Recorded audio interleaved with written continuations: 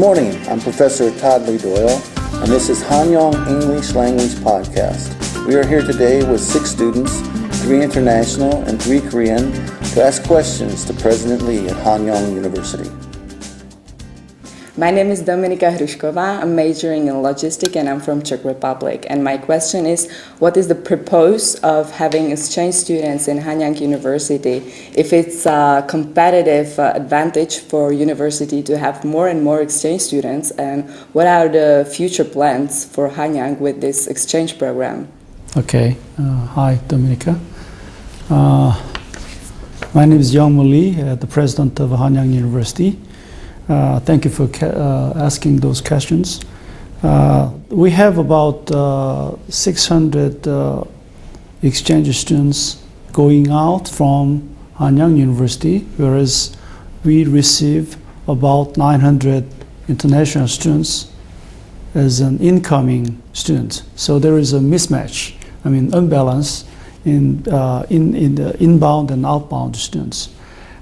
So this is the situation that we have at Hanyang University. However, we encourage our students going out to have experience as exchange students in international universities. Whereas we would like to welcome you at Hanyang University in the future as well. I don't have statistics right now how much we have grown so rapidly inbound and outbound students, but as we have heard about the statistics, we have more students coming in rather than going out. So this causes some problems, but anyway, Korean students would like to have their experience to build along with the international students. One of the advantages that I can say is that the creativity will be one of the emphasis of my campaign as a president at Hanyang University, and creativity will be motivated between the different cultures. For example, if we have more international students, we have more different cultures. And you will learn, students will learn from other students. So this is one of our advantage of incoming more international students. I don't know how much we should receive the maximum number of international students, but we have, I think, more than what we have expected quite recently, in fact. So we are studying about what is the maximum number of incoming international students within our community, within our management of the university. But I don't have a right number at this time. Does it answer to your question? Yes, thank you. Okay, thank you, Dominika. Hello, my name is Nergis Kuru. I'm majoring in media communication and I'm from Germany, and it's really nice meeting you. We would like to know what you think about problems related to the exchange program, specifically in view of dormitories, lectures, cultural differences.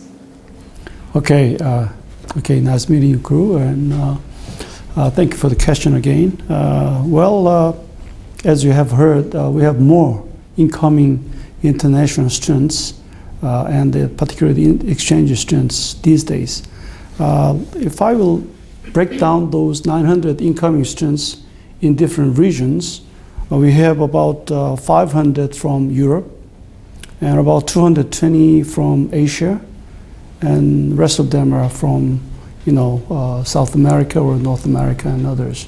So we have more students from Europe, whereas we dispatch, I think, about 280 students to Europe, whereas 79 to Asia, and most students, to North America is about 168, and so on. So there are some mismatch between the incoming and outgoing students in different regions as well. This whole campus, I think you are in the Seoul campus right now, and Seoul campus, we have a capability of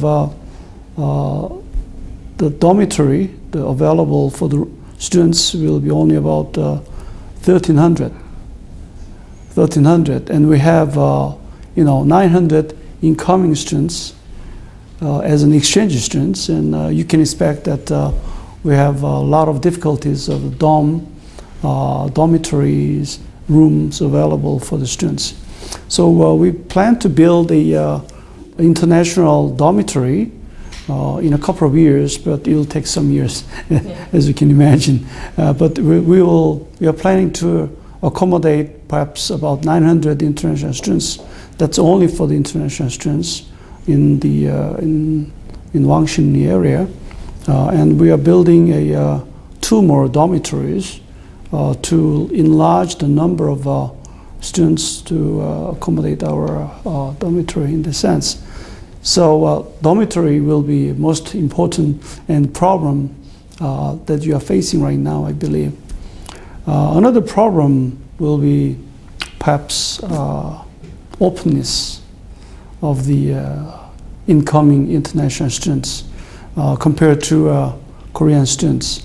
It looks like that the Korean students are quite open these days compared to my age, but international students are much more open than the Korean students in that standard. So that causes some problems these days. So those are the problems that we are facing right now. Thank you very much. Thank you. Hi, my name is Katarina Jansson, and I'm majoring in business administration, and I'm from Sweden. This is my question for you. What is your opinion about lectures conducted in foreign languages? Lectures conducted in foreign languages. Okay. Okay, nice meeting you, Catalina. And some courses are problem. Some courses like I think we offer about 30% of our whole lectures are given in English. That's the average. That's the average. So for the business administration school or school of business, I think they have more than 30% courses offered in English. Whereas in the school, like in cinema or the arts, they may have a little bit of a small number of courses offered in English. So average is about 30%. That means that international students, like exchange students, may not find the right courses offered in English, perhaps. You like to hear some courses, but it may be offered in different language, Korean language perhaps. So that might be a problem.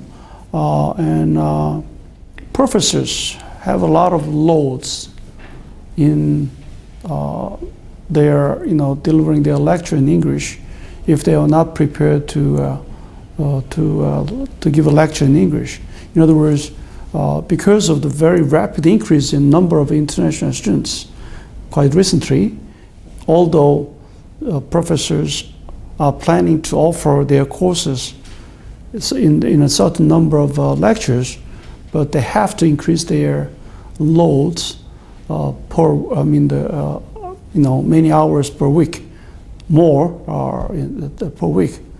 For example, if the one professor planning to offer 6 credit hours per week this semester, because of the large number of incoming international students, they have to increase their teaching load from 6 credit hours to perhaps 12 credit hours because of the many more courses they have to offer in English. So this is one of the problems that we are facing right now.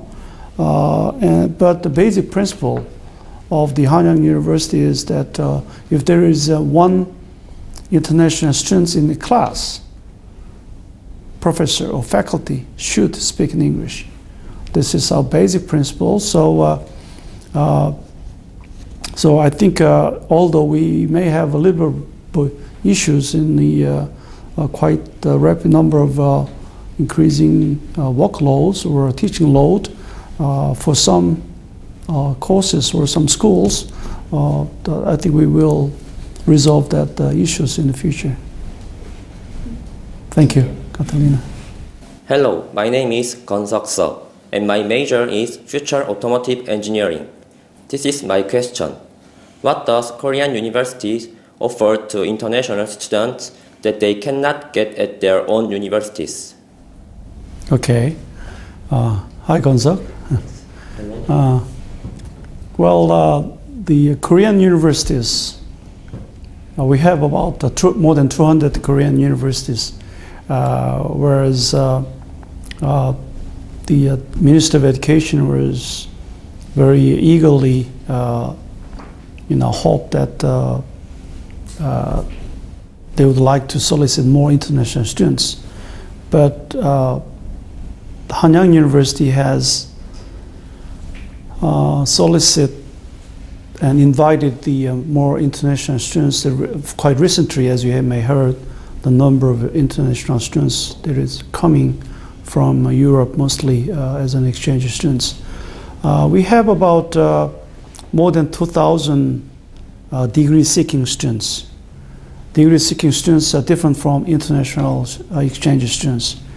Actually, we have more than 10% increase every year, the number of degree-seeking students. Degree-seeking students, perhaps at your department, you may have one or two international students with studying with you. But among those 12, I think we have about right now 2,200 international students right now.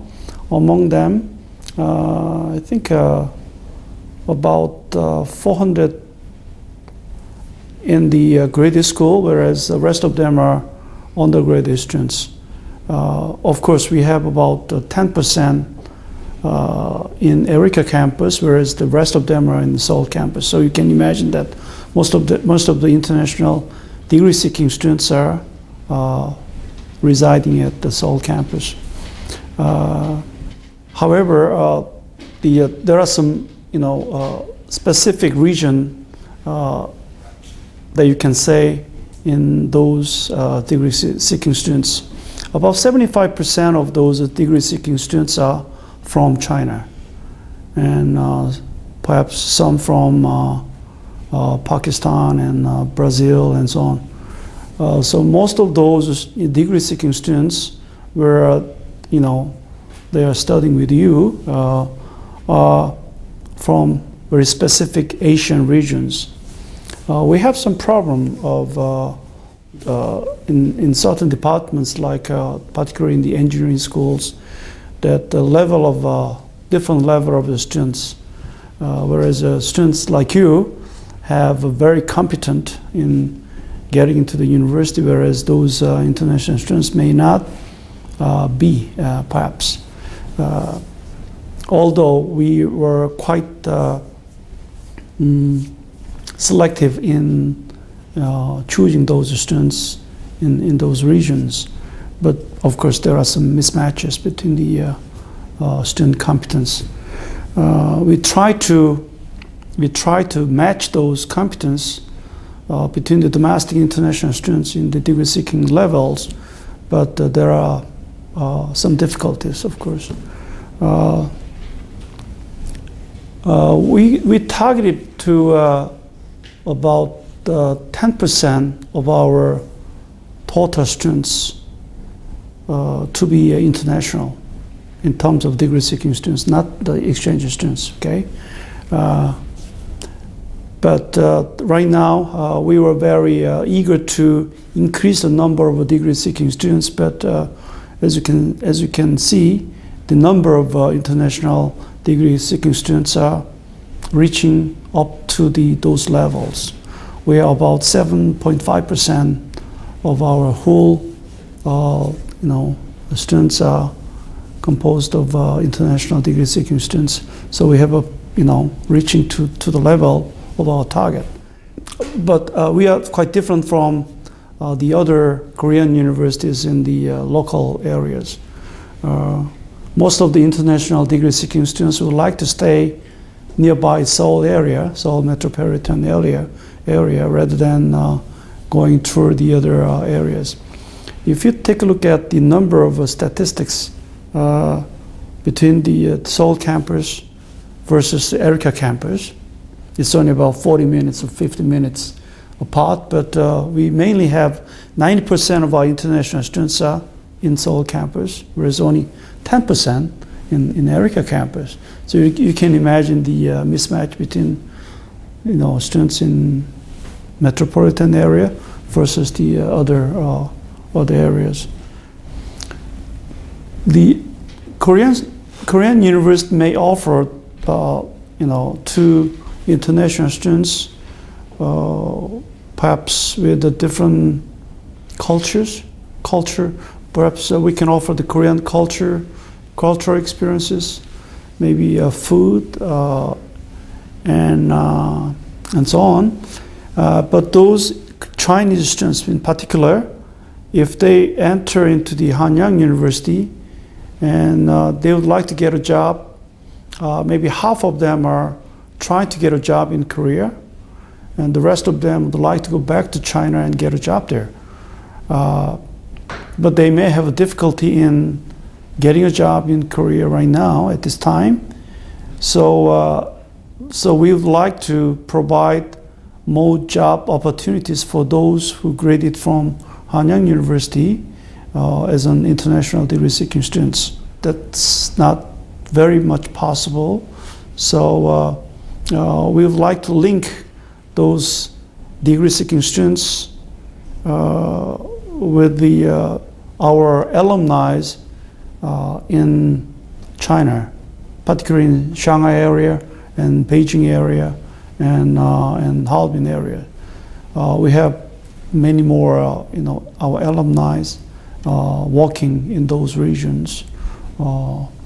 So in the future, I think we would like to work hard to link our alumni with our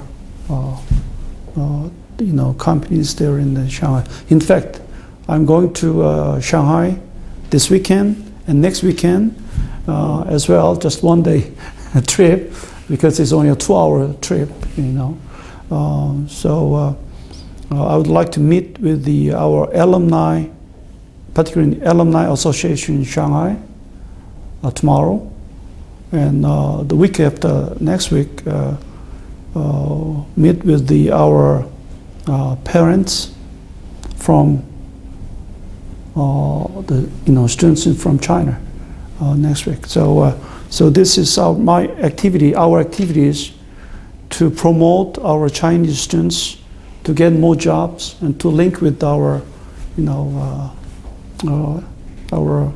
the Korean alumni based in Shanghai. Thank you, President. Thank you. Hi, my name is Yurim Kim, major in chemistry, and I'm from South Korea. And this is my question. Does Hanyang have any plans of changing their directions in this outdated method of instruction? Okay, Yurim, nice meeting you.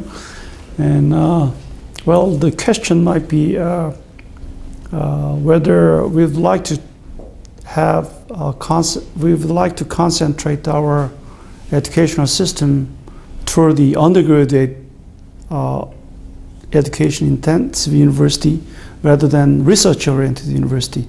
Is that correct? Yeah. Okay. Well, Hanyang University was founded in 1939, and until perhaps the 1990s, we were education-oriented university. We did not have much research facilities. We did not have much research faculties and so on. So we focus more on the educating the engineers, chemists like you, so that they could be employed at the companies, and they become right now a CEO of the companies. Well, for the last 250 years, we were living in the age of industrial revolution era, so that the manufacturing the products or following the strategies from developed countries is our main goal. So we educate more undergraduate students to become the employee of the companies. But right now, for the last 10 years, 2 decades, we were living in an information technology era, or knowledge-based era. The changes that were made for the last 2 decades are almost the same as the changes that were made for the last 250 years. So we are living in a very rapid, society. In the future, we will be living in the age of or period of convergence, or perhaps interdisciplinary, or transdisciplinary, or undisciplinary ages. That means that there is no barrier between your disciplines. So there will be a lot of changes in the future. We will not be fast to follow anymore, whereas we will be the first mover in the future. If you wanted to become a first mover, you have to be more creative, you have to learn more, so that the advanced degrees are much more required.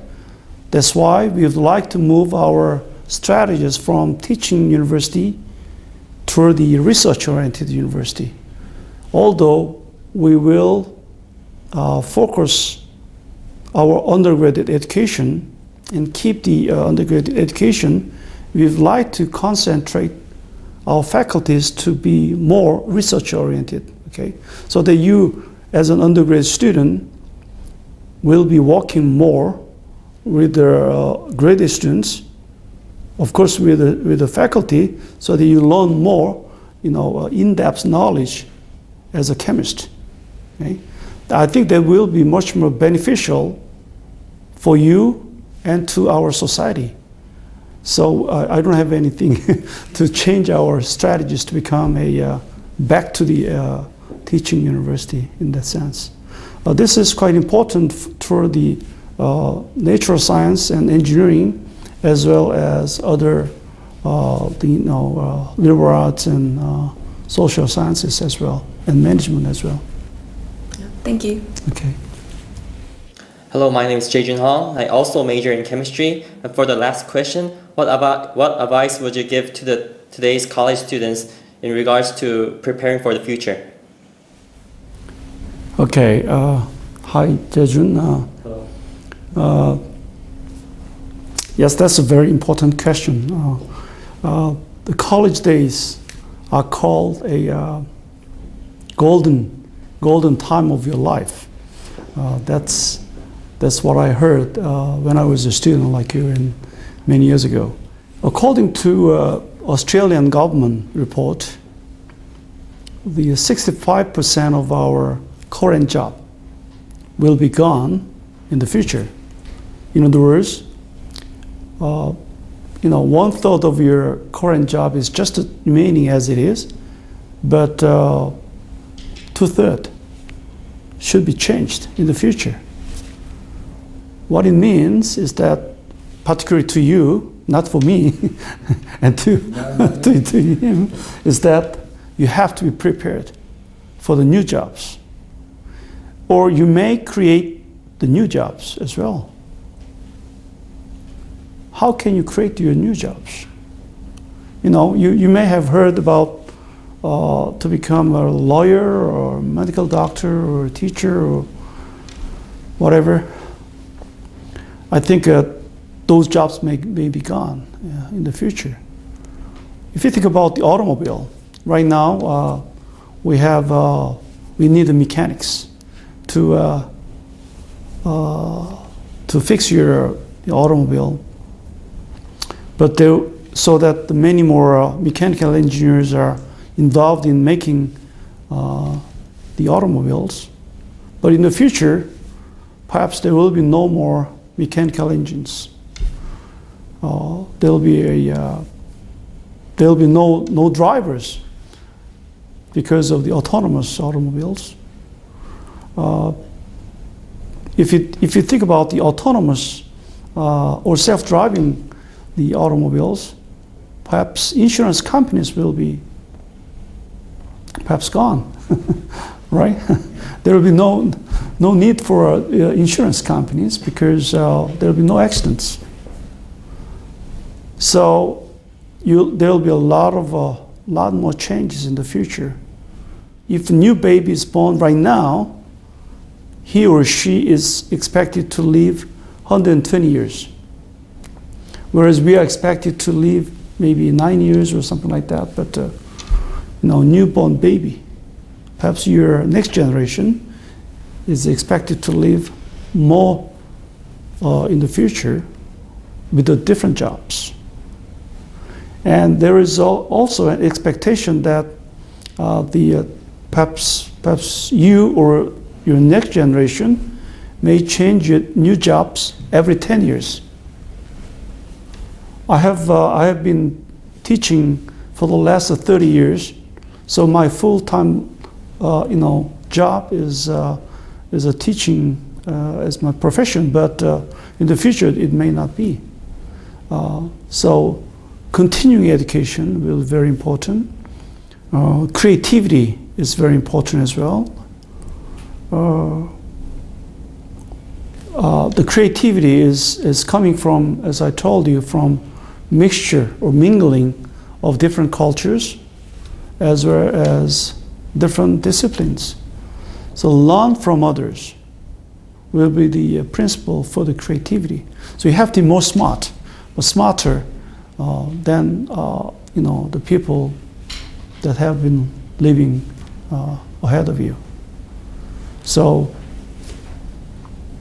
this is what the message that I can give to you and to the students right now.